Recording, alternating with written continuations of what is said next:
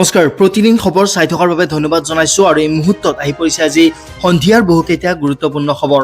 অসমৰ লগতে ভাৰতবৰ্ষৰ বিভিন্ন প্ৰান্তৰ পৰা বহুকেইটা গুৰুত্বপূৰ্ণ খবৰ যুগুতোৱা হৈছে আৰু প্ৰতিটো খবৰে আপোনাৰ বাবে বহু বেছি গুৰুত্বপূৰ্ণ। সেয়েহে আপুনি বাতৰিটো সম্পূৰ্ণ শেষ মুহূৰ্তলৈকে চাই থাকিব আৰু এই ধৰণৰ বাতৰিসমূহ নিতৌ লাভ কৰিবলৈ এতিয়াই ভিডিঅ'টোত এটা লাইক কৰি চেনেলটো ছাবস্ক্ৰাইব কৰি ল'বলৈ নাপাহৰিব। এতিয়া আগবাঢ়িছোঁ আমি আজি সন্ধিয়াৰ বহুকেইটা গুৰুত্বপূৰ্ণ বাতৰিৰ মাজলৈ। প্ৰথমে দিব ওলাইছোঁ এটা অতিকে গুৰুত্বপূৰ্ণ খবৰ। আমেৰিকাৰ ওপৰত ভয়ংকৰ আক্ৰমণ চলাইছে এইবাৰ ইৰাণে। এটা আন্তঃৰাষ্ট্ৰীয় অতিকে গুৰুত্বপূৰ্ণ খবৰ। আমেৰিকাৰ ওপৰত ভয়ংকৰ আক্ৰমণ এইবাৰ ইৰাণৰ। ইৰাণে দেখুৱাইছে নিজৰ শক্তি প্ৰদৰ্শন কৰিছে এইবাৰ ইৰাণে। বাহৰেইন আৰু কুৱেইটৰ আমেৰিকান সেনাৰ ঘাটিত আক্ৰমণ কৰিছে এইবাৰ ইৰাণে। ডনাল্ড ট্ৰাম্পক ৰঙা চকু দেখুৱাই ইৰাণৰ প্ৰত্যাক্ৰমণ। যিহেতু প্ৰথমে আমেৰিকাই আক্ৰমণ কৰিছিলে আৰু হৰমুজ জলদ্বীপত দুখনকৈ তেল টেংকাৰত আক্ৰমণ চলাইছে ইৰাণে। হৰমুজ চিল কৰাৰ পিছতো পাৰ হ'ব বিচাৰিছিলে দুয়োখন জাহাজে আৰু ইয়াৰ পিছতে ইয়াতকৈ অধিক ভয়ংকৰ আক্ৰমণ কৰাৰ হুংকাৰ প্ৰদান কৰিছে এইবাৰ ইৰাণে আমেৰিকাক। ইপিনে জৰ্ডানত থকা আমেৰিকান সেনাৰ ঘাটিতো আক্ৰমণ কৰিছে ইৰাণে। লগতে ড্ৰোনেৰে ভয়ংকৰ আক্ৰমণত নামিছে এইবাৰ ইৰাণে। এটা আন্তঃৰাষ্ট্ৰীয় অতিকে গুৰুত্বপূৰ্ণ খবৰ জনাই আছোঁ, কিয়নো ইৰাণৰ দাবী যে আমেৰিকাৰ 18টাকৈ ঘাটিত আক্ৰমণ কৰা হৈছে আৰু ইৰাণৰ অভিযোগ আমেৰিকাই প্ৰথম যুদ্ধবিৰতি উলংঘন কৰিছিল। সেইবাবে আক্ৰমণ যিহেতু কৰিছে ভয়ংকৰ প্ৰত্যাক্ৰমণো হ'ব। এনেদৰে ইৰাণে আমেৰিকাক ধমকি প্ৰদান কৰিছে এক প্ৰকাৰ আৰু মধ্যপ্ৰাচ্যৰ এতিয়া ভয়ংকৰ পৰিস্থিতি দেখিবলৈ পোৱা গৈছে যুদ্ধৰ আৰু আমেৰিকাৰ বাবে মূৰৰ কামোৰণি হৈ পৰিছে এতিয়া ইৰাণ।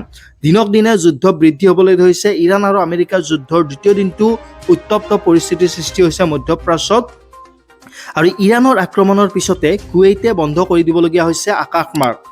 জৰ্ডানত দুটাকৈ বিমান ঘাটিত ভয়ংকৰ আক্ৰমণ ইৰাণৰ। জৰ্ডানত থকা দুটাকৈ বিমান ঘাটিতো আক্ৰমণ কৰিছে আৰু আমেৰিকাৰ ওপৰত ভয়ংকৰ আক্ৰমণ এনেদৰে অব্যাহত ৰাখিছে ইৰাণে। ইৰাণে দেখুৱাইছে নিজৰ শক্তি। যিহেতু যুদ্ধবিৰতিৰ পাছত যিহেতু প্ৰথমে আমেৰিকাই যুদ্ধবিৰতি ভংগ কৰিছিলে আৰু ইয়াৰ পিছত ইৰাণে এতিয়া প্ৰত্যাক্ৰমণ কৰিছে যে ইৰাণ আমেৰিকাৰ তলত কেতিয়াও নাথাকে। নিজৰ শক্তি প্ৰদৰ্শন কৰিছে ইৰাণে আৰু ইৰাণে এতিয়া আমেৰিকাৰ ওপৰত এনেধৰণে আক্ৰমণ কৰিছে।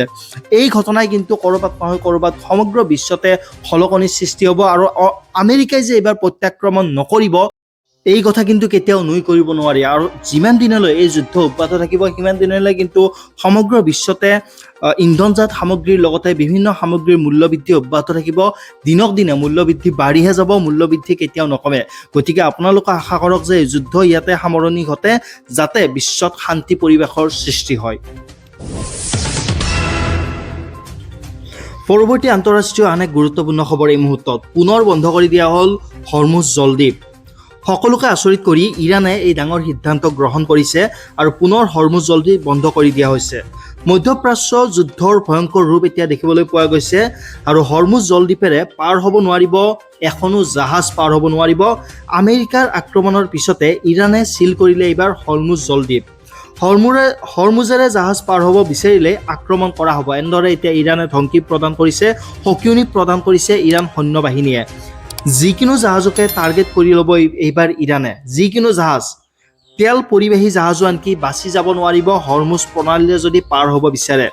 হৰমুজ জলদ্বীপেৰে কোনো জাহাজ পাৰ হ'বলৈ চেষ্টা নকৰিব, এই ধৰণৰ সকিয়নি প্ৰদান কৰিছে আৰু নিয়ম উলংঘা কৰিলে ভয়ংকৰ পৰিস্থিতিৰ সৃষ্টি হ'ব। আমেৰিকাৰ আক্ৰমণৰ পিছতে এই ধৰণে এতিয়া মধ্যপ্ৰাচ্য কঁপিছে। ভয়ংকৰ আক্ৰমণ ইটোৰ পিছত সিটো।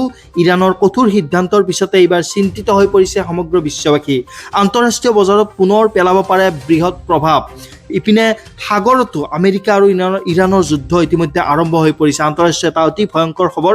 ইৰাণৰ কেইবাটাও ঠিকনাত চেল্ফ ডিফেন্স ষ্ট্ৰাইক আমেৰিকাই চলাইছে আৰু ইৰাণৰো হুংকাৰ আক্ৰমণৰ ভয়ংকৰ প্ৰত্যাক্ৰমণ হ'ব বুলি। আমেৰিকাই যদি কিবা কাৰণত আক্ৰমণ কৰে ইয়াৰ পুনৰবাৰ প্ৰত্যাক্ৰমণৰ হ'ব আৰু পুনৰবাৰ বন্ধ কৰি দিয়া হ'ল হৰমুজ প্ৰণালী। ইৰাণৰ কেইবাটাও ঠিকনাত চেল্ফ ডিফেন্স ষ্ট্ৰাইক আমেৰিকাৰ।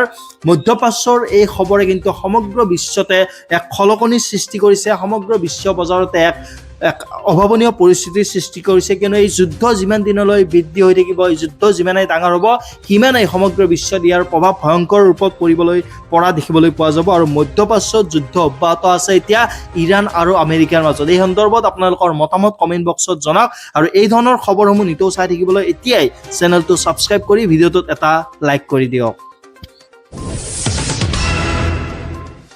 এতিয়া আগবাঢ়িছোঁ আমি পৰৱৰ্তী খবৰৰ মাজলৈ। LPG গ্ৰাহকৰ বাবে এটা অতিকে গুৰুত্বপূৰ্ণ খবৰ এই মুহূৰ্তত লৈ আহিছোঁ। ঘৰুৱা ৰন্ধন গেছ ব্যৱহাৰকাৰীসকলৰ বাবে এটা অতিকে জৰুৰী সতৰ্কবাণী। সমগ্ৰ দেশৰ গেছ গ্ৰাহকলৈ চৰকাৰ আৰু কোম্পানীৰ ডাঙৰ নিৰ্দেশনা প্ৰদান কৰিছে। এটা ভুলৰ বাবে চিৰদিনলৈ বন্ধ হ'ব পাৰে আপোনাৰ গেছৰ ৰাজ সাহায্য। প্ৰতিগৰাকী বৈধ LPGৰ গ্ৰাহকৰ বাবে eKYC কৰাটো বাধ্যতামূলক কৰি দিয়া হৈছে আৰু eKYCৰ অন্তিম সময়সীমা নিৰ্ধাৰণ কৰি দিয়া হৈছে 2026 চনৰ 30 জুন, অৰ্থাৎ এইটো মাহৰ 30 জুন তাৰিখলৈ। এই তাৰিখৰ ভিতৰত নকৰিলে বিপদত পৰিব প্ৰতিজন গ্ৰাহক, প্ৰতিগৰাকী গ্ৰাহক। eKYC নকৰিলে গ্ৰাহকক ভুৱা ঘোষণা কৰি বন্ধ কৰা হ'ব। আপোনাৰ ৰাজ সাহায্যৰ যি ধন সেয়া বন্ধ কৰি দিয়া হ'ব আৰু ৰাজ সাহায্যৰ বাবে বৰ্তমান গেছ চিলিণ্ডাৰৰ ক্ৰয় মূল্যত ডাঙৰ সকাহ পাইছে এতিয়া গ্ৰাহকে, আৰু গ্ৰাহকক জৰুৰীভাৱে প্ৰক্ৰিয়া সম্পূৰ্ণ কৰাৰ বাবে আহ্বান জনাইছে গেছ এজেঞ্চিসমূহে। কেনেকৈ কৰিব ঘৰুৱা ৰন্ধন গেছৰ eKYC? এইটো এটা অতিকে গুৰুত্বপূৰ্ণ খবৰ আপোনালোকৰ বাবে। নিজৰ গেছ এজেঞ্চিলৈ গৈ বায়োমেট্ৰিক বা আধাৰৰ জৰিয়তে আপোনালোকে eKYC কৰিব পাৰিব। ঘৰত বহিও আপুনি মোবাইল এপ বা ৱেবছাইটৰ জৰিয়তেও কৰিব পাৰিব আপুনি এই কাম। কোনো বহুত বেছি এটা ডাঙৰ কঠিন কাম নহয়। কেৱল eKYC যদি আপোনালোকে নকৰে তেতিয়াহ'লে কিন্তু এক ডাঙৰ সমস্যাৰ সন্মুখীন হ'ব আপোনালোক। যি আচলতে ৰাজ সাহায্য আপোনালোকে লাভ কৰি আছে বেংক একাউণ্টত, সেই ৰাজ সাহায্য আপোনালোকৰ একাউণ্টটো ভুৱা একাউণ্ট বুলি সেই ৰাজ সাহায্য আপোনালোকৰ বন্ধ কৰি দিয়া হ'ব। আৰু কেনেকৈ eKYC আপোনালোকে কৰিব? নিজৰ গেছ এজেঞ্চিলৈ গৈ বায়োমেট্ৰিক অথবা আধাৰ কাৰ্ডখন লৈ গ'লেই হ'ল, তাত তেওঁলোকে কৰাই দিব অতি সহজ পদ্ধতিৰে, কোনো ধৰণৰ অসুবিধাৰ সৃষ্টি নহয়। আৰু LPG গ্ৰাহকৰ বাবে এইটো এটা অতিকে গুৰুত্বপূৰ্ণ খবৰ।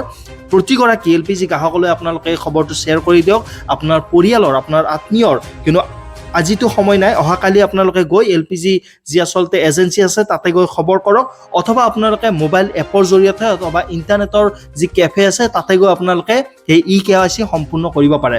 আৰু যদি এই eKYC 30 জুনৰ আগে যদি আপোনালোকে সম্পূৰ্ণ নকৰে তেতিয়াহ'লে কিন্তু আপোনালোকৰ বেংক একাউণ্টত যি ধন সোমায়, ৰাজ সাহায্য সোমায়, সেই ধন কিন্তু আপোনালোকৰ বন্ধ কৰি দিয়া হ'ব। এতিয়া আগবাঢ়িছোঁ আমি আজিৰ দিনটোৰ আটাইতকৈ বিগ ব্ৰেকিং অতিকে ডাঙৰ খবৰটোৰ মাজলৈ। প্ৰেমৰ নামত যুৱতীৰ সৈতে মনোজৰ ভয়ংকৰ কাণ্ড। হোজাইত নাবালিকাক পলুৱাই নি আৰক্ষীৰ জালত এজন যুৱক। মনোজ হৰিজন নামৰ যুৱকৰ কাণ্ডত চাঞ্চল্যকৰ কাণ্ড সংঘটিত কৰিছে মনোজ হৰিজন নামৰ যুৱকগৰাকীয়ে। কিয়নো 16 বছৰীয়া নাবালিকা ছাত্ৰীক অপহৰণৰ গুৰুতৰ অভিযোগ এতিয়া উত্থাপন হৈছে মনোজৰ বিৰুদ্ধে। আৰু ঘটনা সন্দৰ্ভত পৰিয়ালৰ লোকে হোজাই আৰক্ষী থানাত দাখিল কৰিছে এজাহাৰ। এটা অতিকে গুৰুত্বপূৰ্ণ খবৰ আজিৰ দিনটোৰ। অপহৰণৰ এই ঘটনাক কেন্দ্ৰ কৰি সমগ্ৰ অঞ্চলটোত এতিয়া চেপা উত্তেজনাই বিৰাজ কৰিছে। 16 বছৰীয়া এগৰাকী ছাত্ৰীক পলুৱাই নিছে। হোজাইৰ আৰক্ষীৰ তৎপৰতাত নাবালিকাগৰাকীক ইতিমধ্যে উদ্ধাৰ কৰা হৈছে, কিন্তু এতিয়াও চেপা উত্তেজনা অব্যাহত আছে আৰু অভিযুক্ত মনোজ হৰিজনক ইতিমধ্যে আৰক্ষীয়ে আটক কৰিছে।